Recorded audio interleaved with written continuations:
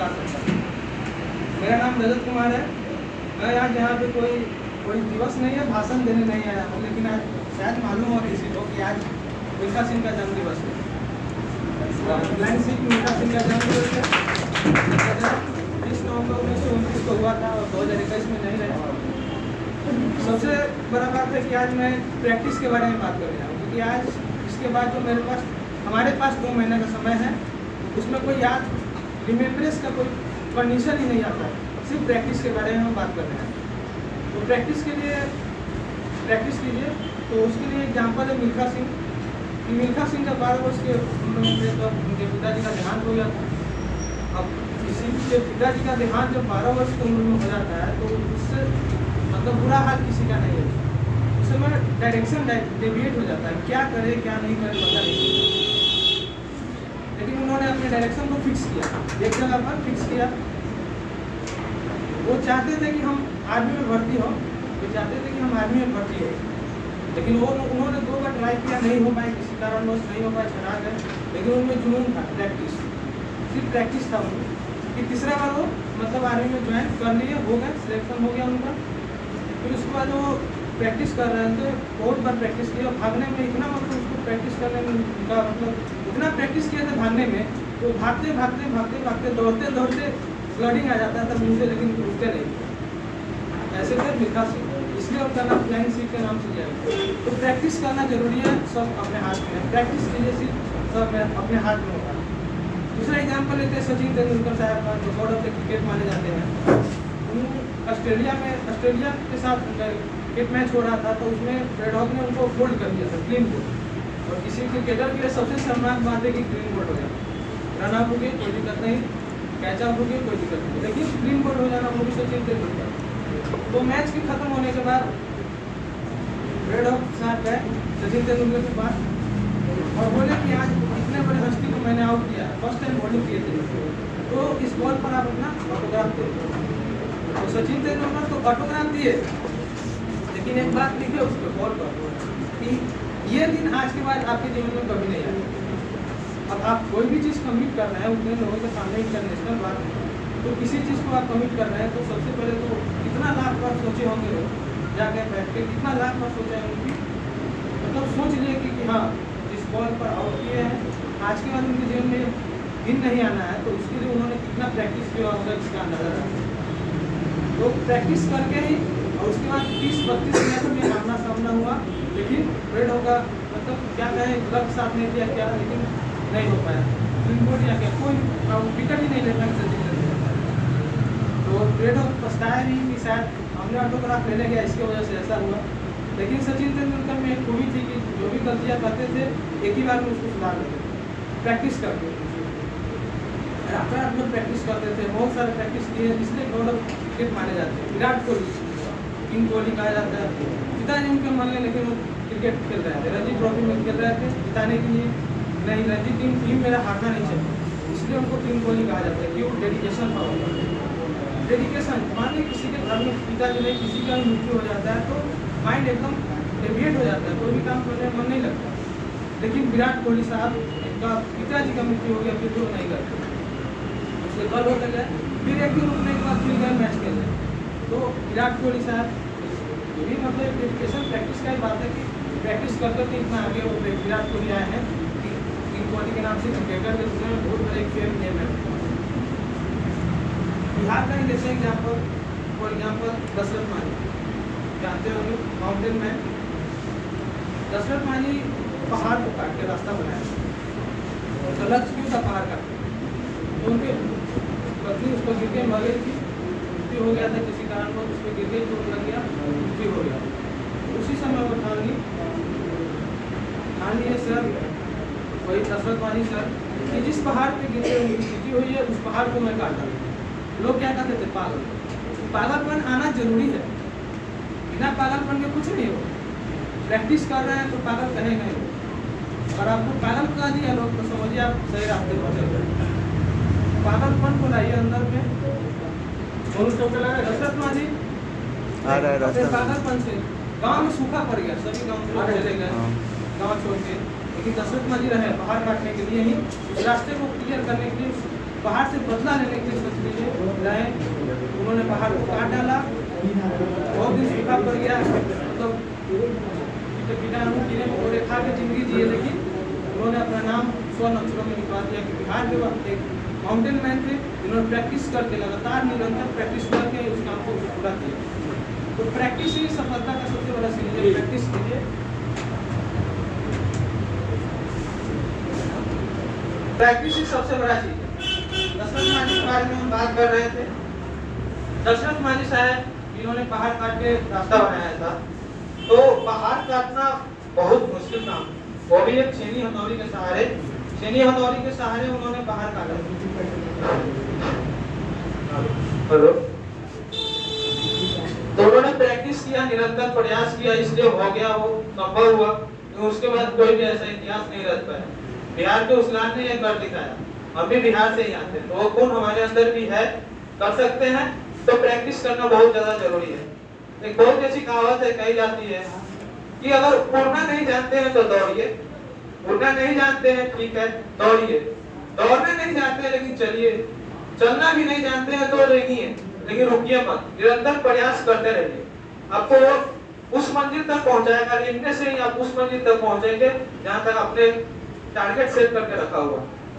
एक कहानी है, हरीश नाम का एक लड़का था, धावक था, दौड़ता था, लेकिन ये था धावक अच्छा था, अच्छा खासा धावक था, लेकिन जब वो दौड़ता था तो बीच रास्ते में थक जाता था, रुक जाता था, थकता था तो रुक जाता, नहीं कि भागे आगे। तो उनके गुरुजी ने एक बार कहा कि तुम थको तो रुको मत।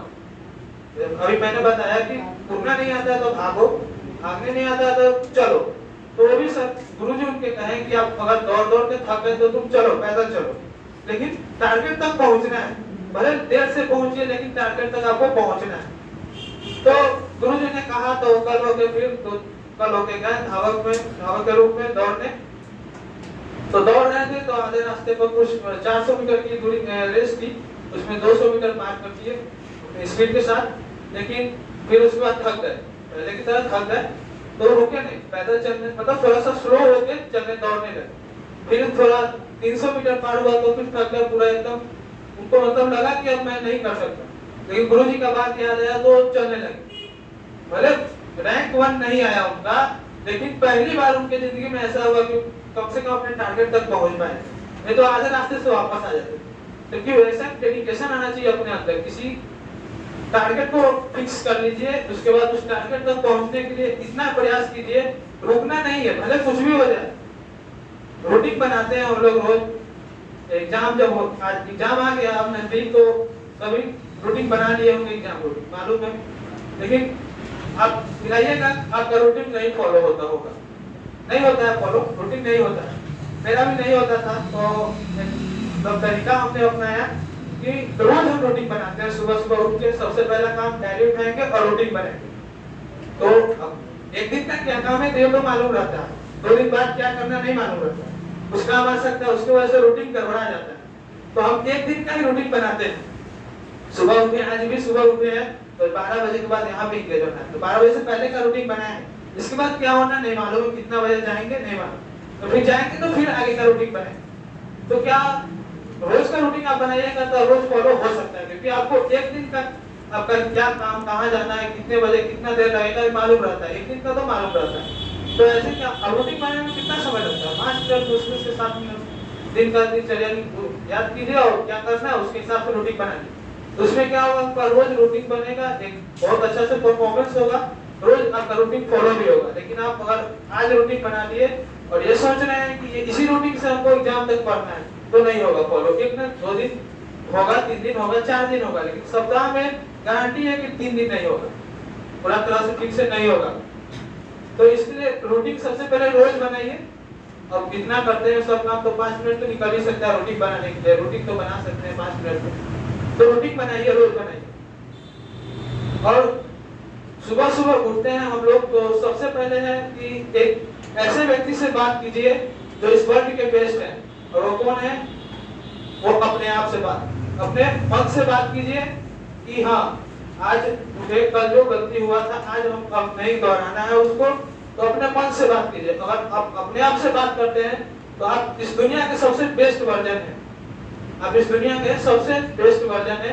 अगर आप इस अपने आप से बात कर रहे हैं तो आप सही रास्ते पर जा सकते हैं। तो अपने आप से बात कीजिए। आप रोज सुबह उठ के उठिए, रूटीन बना लिए, रोज सुबह उठ के रूटीन बनाए, ये हो गया एक। तो अपने आप से बात कीजिए। और एक बात कहना है कि अगर आप उम्र जो होती है, आपको उम्र थका देगी। मान लीजिए कि आप थक गए, उम्र थका देगी, उम्र थका देगी, ठोकरें गिरा सकती है। उम्र थका देगी, ठोकरें गिरा सकती है, लेकिन अगर जिद है आपको जीतने की तो हार भी आपको नहीं हरा सकती है। जितना बड़ा आपको जिद है जीतने की तो आपको हार भी नहीं हरा सकती है। तो सबसे पहला काम प्रैक्टिस कीजिए, और प्रैक्टिस कीजिए और जिद्दी बनिए। जिद्दी, जितना ज्यादा जिद्दी बनिए, जिस काम को ठान लिए कैसे भी उसको पूरा करना है, वही गोल रखिए जो आपसे आप ठान लिए। किसी को कुछ करना है, बिजनेसमैन बनना है, डॉक्टर बनना है, इंजीनियर बनना है, लेक्चरर बनना है, अब एनडीए में जाना है, बहुत सारा नेम होता है, लेकिन एक टारगेट को फिक्स कीजिए, गोल को फिक्स कीजिए। अभी भी बहुत सारे बच्चे का गोल फिक्स नहीं होता, सोच रहे हैं अच्छा 12th पास कर लेते हैं, उसके बाद देखा जाएगा, नंबर आएगा उसके हिसाब से किया जाएगा। नंबर आएगा उसके हिसाब से नंबर लाइए कि आपका जो एम है वो पूरा हो, उसके हिसाब से आप नंबर लाइए। ये नहीं सोचे कि नंबर आएगा उसके हिसाब से तैयारी करें। आपको जिसकी तैयारी करनी है उसके हिसाब से नंबर लाइए। तो ये सोच के चलिएगा तब हो पाएगा एग्जाम का अच्छा से तैयारी। ये सब हुआ दशरथ मांझी, सचिन तेंदुलकर, विराट कोहली, ये सब इतने बड़े हस्ती हैं जिन्होंने प्रैक्टिस करके ही इतना आगे तक पहुंचे थे। सर भी है हमारे निषाद सर, वो भी प्रैक्टिस करते हैं हम लोगों को कि आगे तक पहुंचाए, लेकिन वो अपने लिए नहीं करते, हम लोगों को आगे पहुंचाने के लिए करते हैं। तो एक टीचर ही हो सकता है जो दूसरों के लिए दिन रात मेहनत करके अपना कोई भी फायदा नहीं देखता है। टीचर, गुरुजी एक ही ऐसे व्यक्ति हैं, माता पिता एक ऐसे व्यक्ति हैं, 3 आदमी, टीचर, गुरुजी, माता पिता, यही 3 आदमी ऐसे व्यक्ति हैं जो अपना फायदा कभी नहीं देखेंगे। वो अपने शिष्य का, अपने पुत्र का, पुत्री का, मतलब अपने बेटी का फायदा देखते हैं और उसको सही डायरेक्शन में ढालते हैं। थोड़ा सा हार्ड तरीके से ढाले, लेकिन सही डायरेक्शन में ढालते हैं। कुम्हार भी घड़ा बनाता है तो उसको पीट पाट के ही बनाता है। तो पीट पाट के पहले तो उसको भी लगता होगा उस मिट्टी को कि बहुत मेरे साथ जालिम बर्ताव किया जा रहा है, लेकिन जब वो बन जाता है और महंगा मिलता है तो उसको लगता है कि हाँ क्या कीमत है मेरी। एक पेंटर साहब थे पाब्लो पिकासो, वो चल रहे थे ऐसे अपने साथ में गली में चल रहे थे, तो एक औरत से टकरा गए। तो औरत को पहचान ली कि हाँ सर आप पाब्लो पिकासो साहब हैं। हाँ तो सर कृपया करके मेरे लिए एक ड्राइंग बना दीजिए, पेंटिंग बना दीजिए, आपका आपसे मिले उसके याद में मैं रखूंगी। तो वो एक ड्राइंग बनाए, 30 सेकंड के अंदर उन्होंने एक ड्राइंग बना दिया। तो उन्होंने उस लेडीज ने पूछी सर से कि सर इसका क्या कीमत होगा। उन्होंने कहा 50 लाख। तो थोड़ी देर के लिए वो भी सदमा में पहुंच गए कि 50 लाख, 30 सेकंड के लिए 50 लाख। तो पूछे कि सर 30 सेकंड में आप ऐसा क्या काम कर दिए कि 50 लाख रुपया लेने के लिए आप कहा है कि 50 लाख की पेंटिंग है। तो बोला कि आपको पता चल जाएगा, आप जाइए किसी म्यूजियम में, पता चल जाएगा, किसी जहाँ पे एग्जीबिशन होता है वहाँ पे रखिए, आपको पता चल जाएगा। तो लेडीज गई, औरत गई एक एग्जीबिशन हॉल पे, वहाँ पे रखे और वहाँ पे पेंटर का नाम पाब्लो पिकासो। तो एक नया बिजनेसमैन, उन्होंने कहा कि पाब्लो पिकासो साहब का पेंटिंग है तो मैं इसका 50 लाख रुपया दूंगा, 50 लाख रुपया दूंगा। तो लेडीज उस समय सोची कि सही में पाब्लो पिकासो साहब ने कहा था कि 50 लाख रुपया मिल सकता है। तो फिर वो बहुत मेहनत से उनको खोजे, पाब्लो पिकासो साहब को बहुत दिनों तक ढूंढे, लेकिन मुलाकात हुई। तो उस औरत ने यही एक बात पूछी कि सर आप 30 सेकंड में ऐसा क्या कर दिए कि ऐसा कौन सा पेंटिंग आपके अंदर कौन सा गुण है जिसकी वजह से 50 लाख रुपया देने को लोग तैयार है। तो उन्होंने कहा ये 30 सेकंड का नहीं है, ये 30 सेकंड का नहीं है, ये 30 वर्ष का मेहनत है। 30 वर्ष से मैंने प्रैक्टिस किया, जिसकी वजह से आज 30 सेकंड में बिजनेस जिसको मैंने बनाया, आपको भले 30 सेकंड बना, लेकिन वो 30 वर्ष पहले वो मेरा मेहनत चल रहा है डायरेक्टली मेरा 30 वर्ष से चल रहा है प्रैक्टिस, उसी की वजह से इसका कीमत इतना लगा। तो सब बात है प्रैक्टिस का। प्रैक्टिस कीजिए, सिर्फ प्रैक्टिस कीजिए, प्रैक्टिस निरंतर कीजिए, रुक रुक के नहीं करना है प्रैक्टिस। किसी दिन थोड़ा सा कम हो जाए कोई कारण की वजह से तो उसको अगले दिन रिकवर कीजिए, लेकिन प्रैक्टिस कीजिए, प्रैक्टिस करते रहिए ऐसे। और हम लोग का जो एम है इस विजयश्री फिजिक्स का, उसको कम से कम पूरा कर दीजिए इस 2023 के एग्जाम में, क्योंकि इसके बाद जो इससे पिछले वाले बैच में, इससे पिछले के पिछले वाले बैच में कल्पना दी टॉपर की थी, तो हम लोग तो सोचे भी नहीं थे कि बिहार टॉपर बन सकते, और लोग ये सोचते थे स्कूल टॉप आ गए बहुत बड़ी बात हो गई, स्कूल टॉप बहुत बड़ी बात हो गई, अरे स्कूल में इतना लड़का पढ़ता उसके सामने जाएंगे ये होगा वो होगा। लेकिन जब कल्पना दीदी आई, मुलाकात हुआ बिहार टॉप, उस दिन एक बात हम सोचे कि ये भी यहीं पे रहने वाली है, इन्होंने ये क्यों नहीं सोचा कि स्कूल टॉप ही करना है। अगर वो सोच ही रहती कि स्कूल टॉप करना है तो स्कूल टॉप ही करती, उससे नीचे रहते, लेकिन बिहार टॉप नहीं करता। तो एक सोच भी बहुत बड़ा, मैंने एक बहुत बड़ा एक स्टेप है आपका सोच की, सोचिए ऐसा चीज जिसको आपको पूरा करना है। जिस सोच तक आपका सोच पहुंचेगा, दिमाग पहुंचेगा, मस्तिष्क को जिस सोच तक आप पहुंचाइएगा उस सोच से थोड़ा सा नीचे रह सकते हैं, लेकिन सोच तक लगभग पहुंच जाइएगा। लेकिन जिस सोच तक आप सोचे हैं उसी सोच को सोच वाला बात है आप, तो सोचिए सबसे पहले कि कहां तक हमको टारगेट फिक्स कर दीजिए, प्रैक्टिस करते रहिए। एग्जाम आ गया है, टेस्ट आने वाला है कल से, तो टेस्ट देना है, भले कम नंबर आए क्या ही चलेगा, कोई बात नहीं, लेकिन टेस्ट देना है। और एक ऐसा मतलब रोल मॉडल आपको बनना है बिहार के लिए, हम लोगों में से सभी को, एक को नहीं सभी को, कि जो आगे वाला जनरेशन वो हमको रिकॉर्ड करने का सोचे। जैसे हम सोच रहे हैं अभी कल्पना दीदी का रिकॉर्ड तोड़ने के लिए हम लोग सोच रहे हैं, तो कहाँ से यहीं से पड़ी हुई थी, तो हम भी वही सोच रहे हैं। तो अब हम आएंगे यहाँ पे, तो मान ली कोई भी यहाँ से रैंक 1 लाएगा, स्पीच देगा, उससे मतलब मोटिवेट होगा बच्चा सब, तो वो सोचेगा कि अब अगला जनरेशन कि अब हमको भी यही करना है, जब ये कर सकते तो हम क्यों नहीं कर सकते। तो बस यही सोचना है, किसी भी काम करने से पहले, किसी काम को कर रहे हैं तो ये सोचिए, आप देखिए सबसे पहले कि उस काम को किस व्यक्ति ने किया है, उस काम को किस व्यक्ति ने किया है। तो उसके बाद ये माइंड सेट कर लीजिए कि अगर वो व्यक्ति इस काम को कर सकता है तो हम क्यों नहीं कर सकते। हम किस मतलब उसी दुनिया का वो भी है, हम भी इसी दुनिया के हैं, जब वो व्यक्ति इस काम को कर सकता है तो हम भी कर सकते हैं, ये सोच लीजिए। और सबसे बड़ा आजकल जो युवा लोग चल रहे हैं, तो इज्जत देना सबसे बड़ी बात है कि इज्जत देना सीखिए, इज्जत दीजिएगा।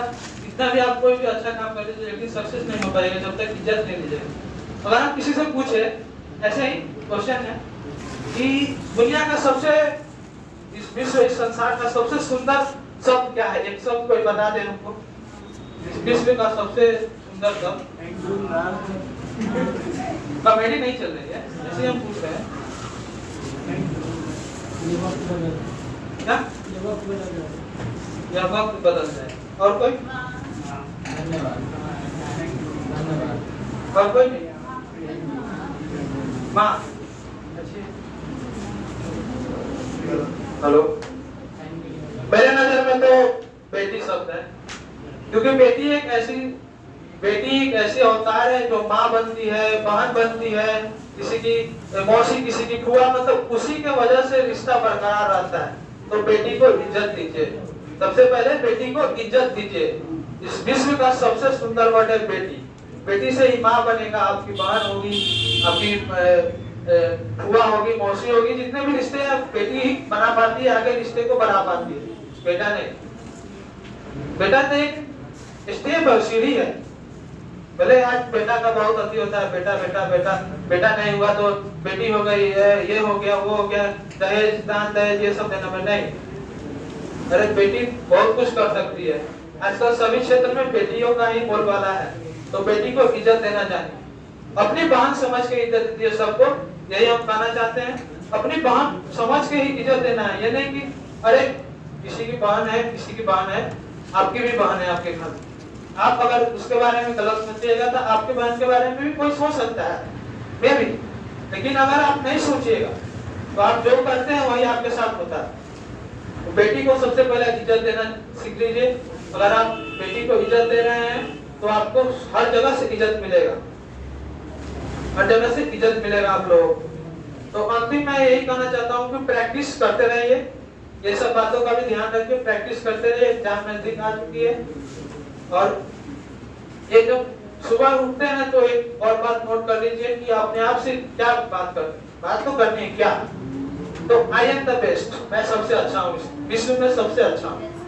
आई एम द बेस्ट, इस विश्व में सबसे अच्छा मैं हूँ। मैं जो कर सकता हूँ वो कोई नहीं कर सकता। मैं हर काम कर सकता हूँ, जो काम नहीं हुआ उस काम को मैं आज करूँगा। आज का दिन मेरे लिए है, आज का दिन मेरे लिए। 3 बात बोलना है। आई एम द बेस्ट मतलब मैं सबसे अच्छा हूँ, इस विश्व में सबसे मतलब गुणी मैं ही हूँ। उसके बाद ये बोलना है कि मैं जो कर सकता हूँ वो कोई नहीं कर सकता, या जो काम कोई किया है उसको मैं भी कर सकता हूँ, मैं हर काम को कर सकता हूँ। तीसरा है कि आज का दिन मेरा है और आज का दिन मेरे लिए ही है। यही सब के साथ मैं अपने वाणी को विराम देता हूँ। धन्यवाद।